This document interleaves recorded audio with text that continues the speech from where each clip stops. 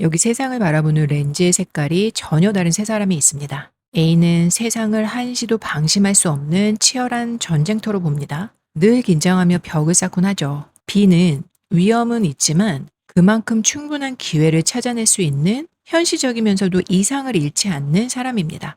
C는 세상을 흥미로운 것들이 가득한 놀이터로 느낍니다. 두려움보다는 호기심이 앞서죠. 결론적으로 이들은 각기 다른 세계관을 가진 사람들입니다.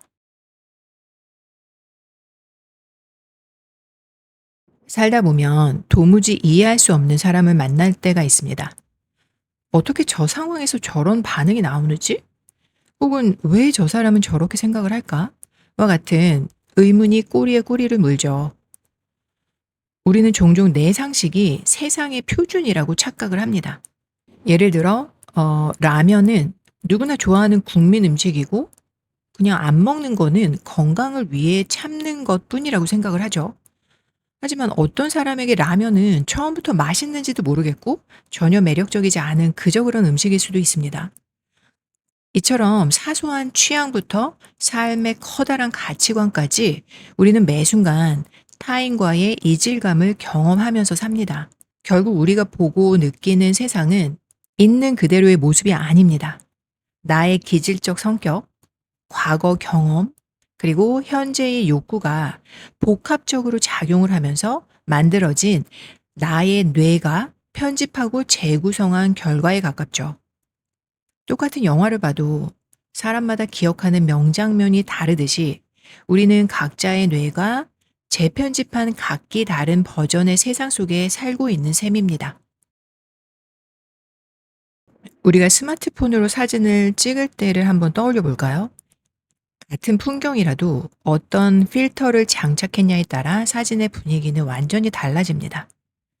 우리 마음도 이와 같습니다. 세상에서 벌어지는 모든 일들은 그 자체일 뿐이고 사람마다 그 일에 대한 의미를 어떻게 해석할 것인지에 따라 다르게 보이는 것이죠. 그 의미를 결정하는 것이 결국 내가 가진 세상을 바라보는 렌즈입니다. 이것이 바로 세계관이죠. 어떤 사람은 세상을 한시도 방심할 수 없는 치열한 곳으로 보죠.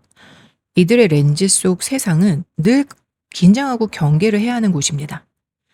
반대로 또 다른 사람은 세상을 흥미로움이 가득한 놀이터로 보기도 하죠.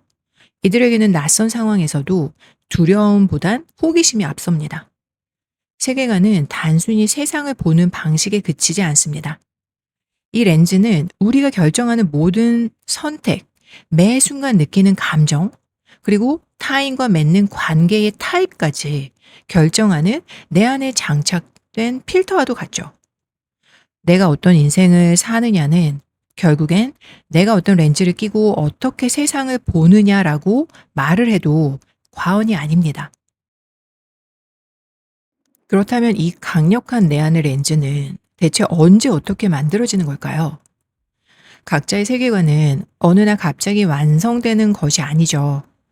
마치 수만 년 동안 쌓여온 지층과도 같은 가장 깊은 밑바닥에서 타고난 기질이라는 기본값 위에 살아오면서 겪은 수많은 경험이 층층이 쌓여서 만들어집니다. 어린 시절 나를 되돌아보면 부모님의 따뜻한 혹은 차가운 눈빛, 학교라는 또래 집단에서 친구들과 부딪히며 배운 관계 속에서의 작은 규칙들, 그리고 성인이 되어 오랫동안 몸담았던 그 회사의 분위기나 동료와 상사와의 관계까지 우리가 거쳐왔던 모든 환경은 무의식적으로 자연스럽게 세계관의 기초가 됩니다.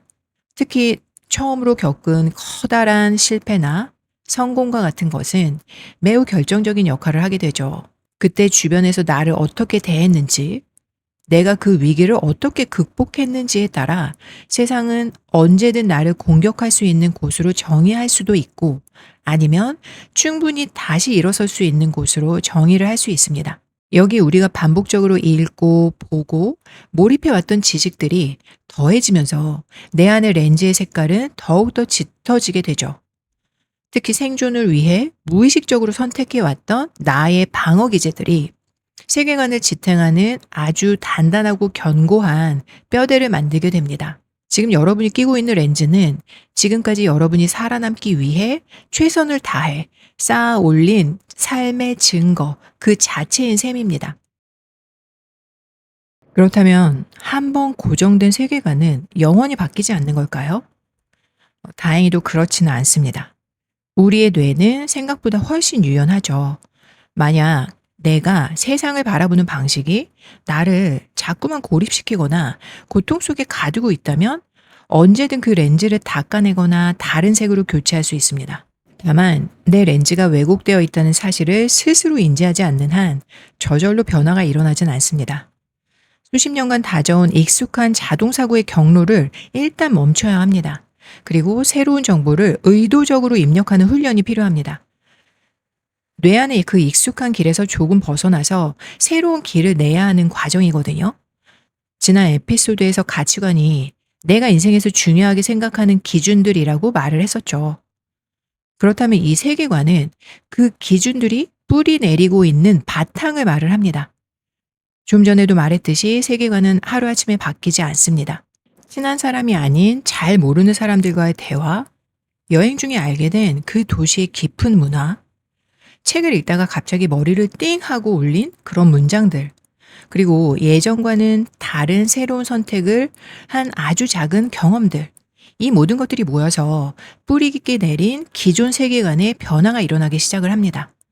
이렇게 세계관이 확장된다는 건 내가 성장하고 있다는 가장 확실한 신호로 볼 수 있습니다.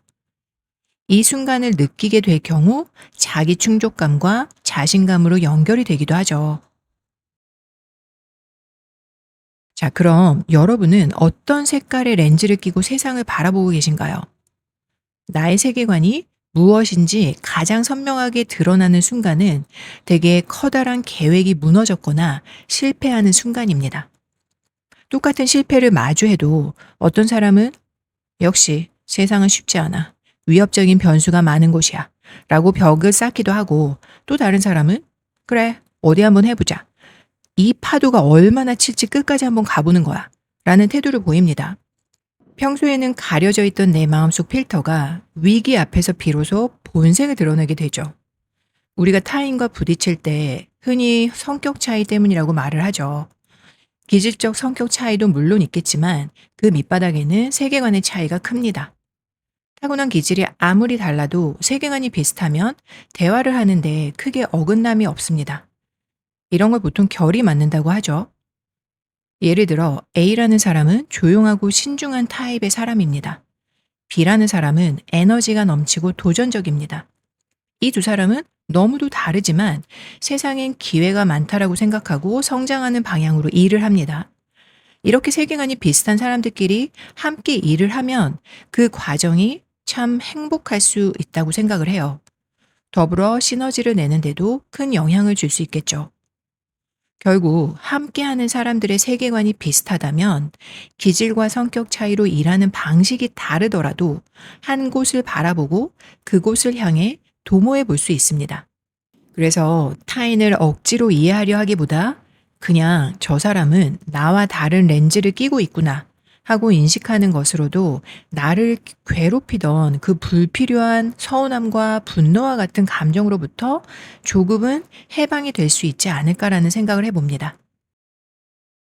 결국 나를 알아간다는 건 기질적 성격과 성향과 같이 구조적으로 내 안을 들여다보고 이해하는 동시에 내 삶의 목적이 무엇이고 그 삶의 중요한 기준이 무엇인지 아는 것을 포함합니다. 더불어 그 기준으로 살아가는 이 세상을 나는 어떻게 바라보고 있는지 나의 세계관에 대해 정의해 보는 것입니다. 오늘은 내 안에 장착된 세상을 바라보는 렌즈, 즉 세계관에 대해 이야기를 해보았습니다. 다음 영상은 정체성에 대해 이야기를 해보려고 합니다. 오늘도 건강하게 여러분답게 성장하는 하루가 되시기 바랍니다. 감사합니다.